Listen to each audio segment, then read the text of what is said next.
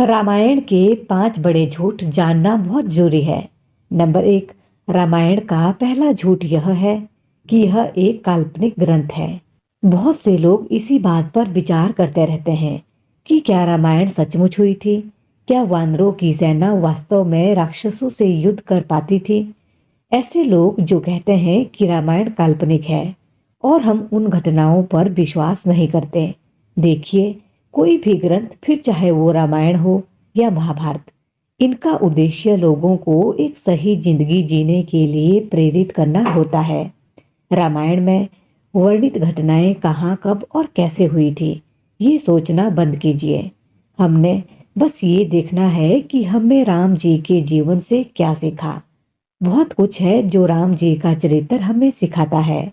सच्चाई के साथ जीना, झूठ और लालच के आगे सर ना झुकाना, एक शांत, सरल और सहज जीवन जीना। बताइए, हमने इनमें से क्या सीखा? हमारे लिए तो 2 ग्राम सोना छोड़ना मुश्किल हो जाएगा। राम जी ने तो धर्म की खातिर पूरी सोने की लंका छोड़ दी थी। राम जी हमें उदाहरण देते हैं कि इंसान हर युग में किस तरह धर्म यानी सच्चाई के मार्ग पर चलकर जीवन में शांति और आनंद पा सकता है। पर हम उनमें से यह नहीं सीख पाएंगे। हम तो लालची लोग हैं जो झूठे लोगों के सामने सर झुकाने को तैयार रहते हैं। हम डर के मारे सच्चे काम से और सच्चे लोगों का साथ छोड़ देंगे, तो भला हमें राम कैसे पसंद आएंगे? नंबर 2, रामायण का दूसरा झूठ, कुंभकर्ण की निंद्रा। रामायण की कथा के अनुसार कुंभकर्ण को नींद इतनी प्यारी थी कि वो 6 महीनों तक बेसुध होकर सोता था। अब कई लोगों को इस बात में शंका होती है और कहते हैं कि रामायण का सबसे बड़ा झूठ है। देखिए, अगर हम रामायण में मौजूद कुंभकर्ण के पात्र और इस घटना को सिर्फ इस तरह देखें कि कोई असुर है जिसे नींद बहुत आती है, तो फिर ये बचकानी बात हो जाएगी।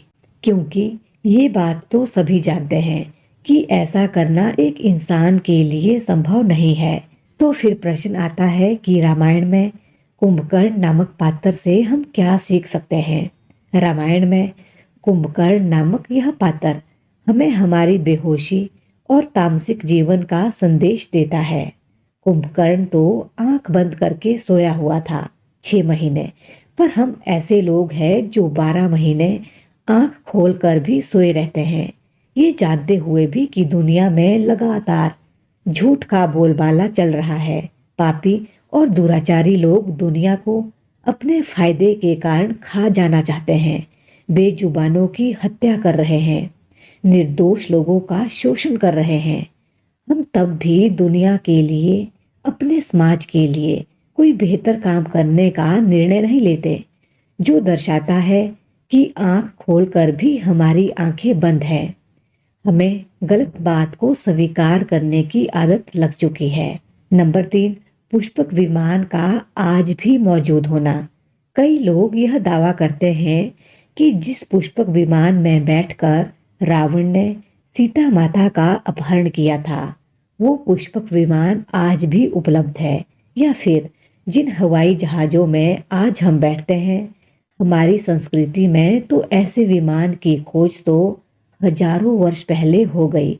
देखिए, रामायण में पुष्पक विमान का जिक्र सिर्फ प्रतीक के लिए किया गया था। अब हमें नहीं मालूम कि वास्तव में वो विमान कैसा था, कैसे बनाया गया था और आज वो कहाँ पर है।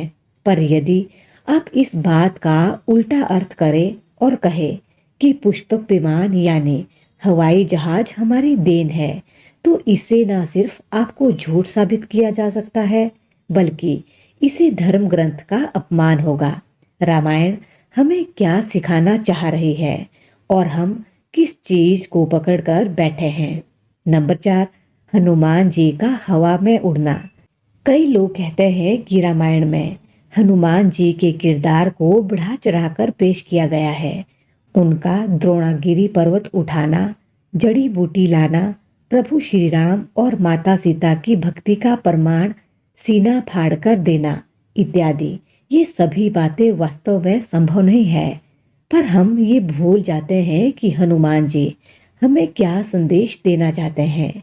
शरीर से एक वानर होते हुए भी वो राम काज करने को आतुर है, यानी सत्य की सेवा कर रहे हैं। वानर तो अनेक थे, पर हनुमान ही क्यों विशेष थे? क्योंकि अपना जीवन उन्होंने जो सबसे बड़ा है परम सत्य, उसकी सेवा में समर्पित कर दिया था। ऐसे लोगों से हमारा प्रश्न है कि आप अपनी जिंदगी को देखिए और बताइए, आप किसकी सेवा में हाजिर है?